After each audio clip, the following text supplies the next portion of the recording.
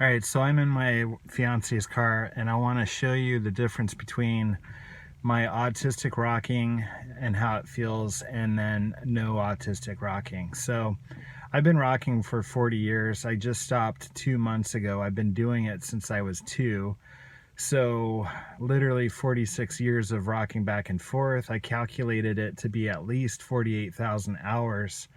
And most of my life has revolved around my rocking, and the last few years, I've been rocking 14 hours a day from morning until night, nonstop, listening to music usually, and daydreaming, and it's just part of my life.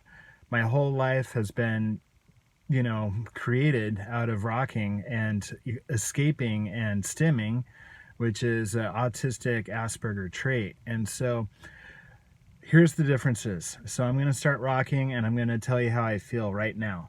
All right, so I'm rocking and the seat kind of squeaks, but right now I'm rocking and I instantly feel better. I feel less stress. My mind is already starting to wander. Like, I want to daydream and think about good times in my past. I want to think about good things that could happen in the future. I feel optimistic. I feel like I'm going places. I feel like anything could happen. Anything's possible. I feel very optimistic. I feel like I'm going places. I know I'm repeating the same things, but I'm really trying to just feel what I'm feeling right now and articulate it.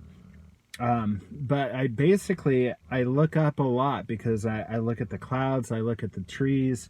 I always have to look out of windows when I rock because I want to explore not only my mind, but I want to look at the landscape. I want to pinpoint things and focus on things, watch birds, watch freighters go by, tugboats, and it opens up the whole world. I feel like I'm traveling.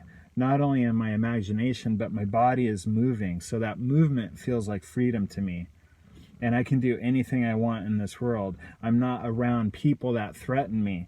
I'm not being criticized. I'm not being bullied. It's just me and my rocking. And my rocking has been there ever since I was 2 years old. Okay, so this is me not rocking. And it just feels like stagnant energy. It feels like reality. It feels like, going to school or going to a job or having to talk to my dad after doing something wrong. It feels like I'm not in control. It feels dead. It feels silent. It feels like silence before death. I know I'm being a little dramatic, but, I like poetry, so forgive me. But I don't feel like I'm going places. I feel like I'm really just here, waiting for the clock to turn. I'm just sitting here. There's nothing going on. There's no party. There's nothing on the other end of this road. The road stops here. I have to face reality. I have to face myself. So the difference obviously is one feels like freedom and the other one feels like I'm trapped. That, I'm cornered or I'm against the wall or I'm in reality. I don't want to be in reality. And I was an addict for many, many years because I didn't want to feel reality. What is so scary with reality? Well, when you're a little child and you have a very strict father, you don't want to be in that reality. You want to choose your own reality. So for me, I started rocking back and forth, and that motion to me felt like moving. I had the choice to move. I had the choice to daydream. I had the choice to use my imagination. Because when I was rocking, I was alone, and I could do anything I wanted. And it was all in here. When I stop rocking, it's new. It's new territory. It's reality. It feels like I have to sit still. Almost like a teacher telling me I have to sit still. It feels like I have to go to a meeting. I have to face people. I have to be a certain person. I have to act a certain way. Daydreaming and rocking, it's my fantasy, it's my world. I have control. It makes me feel good. I feel like I'm moving places. When I sit still, it feels like I'm waiting to go to work. It feels like I'm at dinner table with my parents and I gotta eat all the food on my plate even though I don't want to eat it. Then I have to go and do homework. When I start rocking, that's when the fun starts. I can have a candy bar. I can watch the Muppets.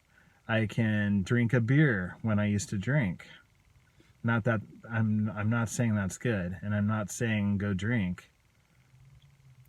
That was just one little band-aid. The alcohol was one little band-aid. The rocking was a 46-year band-aid. The alcohol was 20 years. The cigarettes was 30. Coffee was 20. Porn was 10. I'm addictive. I'm addictive because I don't want to sit still and face what might come up. And what is so scary about facing yourself? A lot of people can't do it. They can't even face themselves in the mirror. They can't look into their eyes. And it's a scary world. I'm sorry if you had a horrible childhood. My childhood wasn't even that bad. You know, my parents were very loving. They're very protective. I think I just got very scared of my dad's temper. I got picked on in school. Even I was telling Misha earlier that the first dog that I had, I hugged him around his neck, but unfortunately he was eating his food and he nipped at my cheek. So my first experience of sharing or showing affection and love, I got bit. And I don't know, I was 3 or 4 and my face was red and I was crying to my mom. I didn't want to tell her. I was holding it in. I was ready to blow. And she's like, "What's wrong?" And I just went, "Wah!" You know, our dog bit me, you know. And a highly sensitive boy, everything was very traumatic. And I'm not trying to be like, woe is me or anything. I'm just telling you how it feels when I'm rocking and when I'm not rocking. There's a lot of people that still rock, even in adulthood. You don't stop rocking when you turn 18. And I didn't even know I started rocking when I was 2. I thought I was 8 when I started. But my mom was like, "No, you used to have a rocking horse and you rocked back and forth." So I've been doing it since I was 2.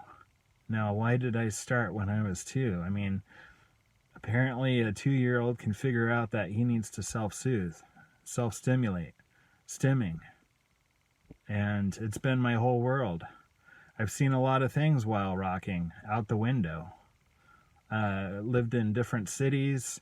I've seen car wrecks. I've seen, strange people walking by. I've seen weird lights in the sky. I've watched freighters and tugboats, and even the Love Boat went by my house when I was growing up. I've seen jet planes. I've seen smoke. I've seen fires.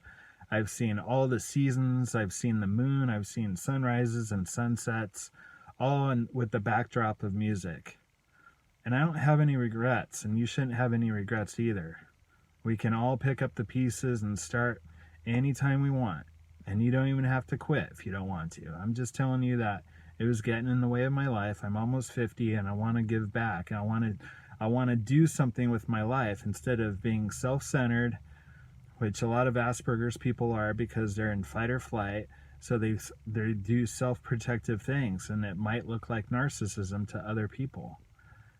And I want to give back now. And I want to join a community and provide some value and do something with my life instead of just looking back and seeing one big party, one big cloud of despair and hungover and broken jobs and relationships and jail time and heart attack and issues.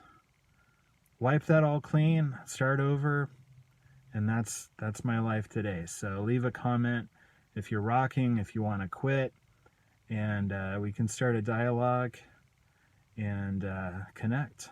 So that's my journey. We'll talk to you soon.